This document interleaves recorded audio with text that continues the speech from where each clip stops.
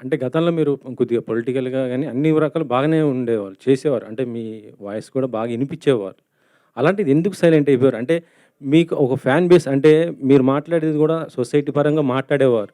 ఆ విషయాల పైన కూడా చాలామంది అభిమానులు గాని ఉండేవారు గదా!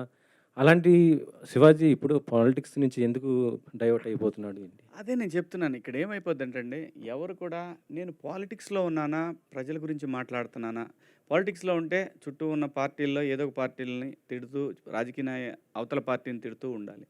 నేను ప్రజల గురించి, ప్రజల సమస్యల గురించే మాట్లాడాను మొదటి నుంచి. యెస్, నేను బీజేపీలో జాయిన్ అయినమాట వాస్తవం. ఆ తర్వాత వాళ్ళ ప్రామిస్‌ని ఎప్పుడైతే పక్కబెట్టేశారో, ఆ తర్వాత బయటకొచ్చి నేనే రాజకీయ పార్టీలో లేను. ప్రజల సమస్యల గురించి, ప్రజల అవసరాలు ముఖ్యంగా యూత్‌కి సంబంధించి నేను ప్రత్యేక హోదా అనే అంశాన్ని నేను తీసుకున్నాను. సీ దానికి లీడర్‌షిప్పు చాలా అవసరం.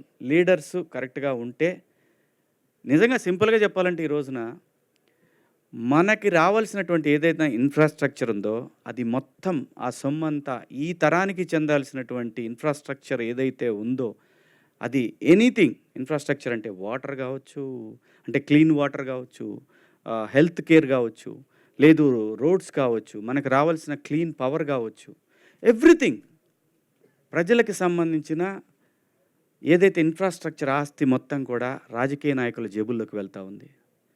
ప్రజల్లో ప్రశ్నించే తత్వం కోల్పోయింది.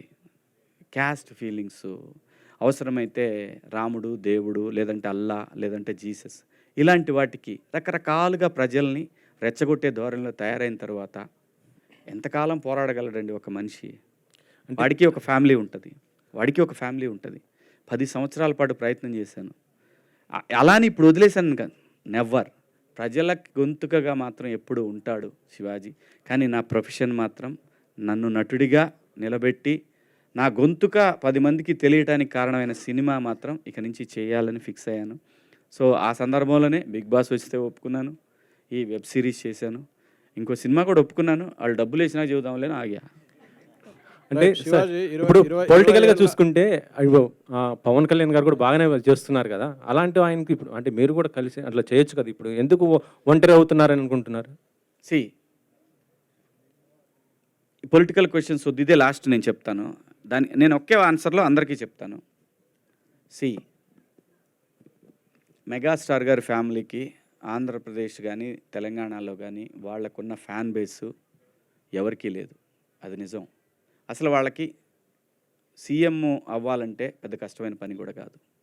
మళ్ళీ చెప్తున్నా. నేనేదైనా చెప్పాలనుకున్నది క్లియర్‌గా స్ట్రెయిట్ ఫార్వర్డ్‌గా చెప్తా. కొంతమందికి నచ్చొచ్చు, నచ్చకపోవచ్చు. ఎక్కడో లోపం జరుగుతుంది, అది సరిదిద్దుకుంటే ఇంకే ఇష్యూ లేదు. వాళ్ళ ఫ్యామిలీ నుంచి సీఎం అవ్వటం పెద్ద కష్టమైన పనేం కాదు. పాలిటిక్స్ క్వెషన్స్ దయచేసి ఇక్కడొద్దు. ఓన్లీ నేను సెపరేట్‌గా పెడతా. అప్పుడు వేసుకోండి గట్టిగా. So, Aditya, yeah. Director Aditya.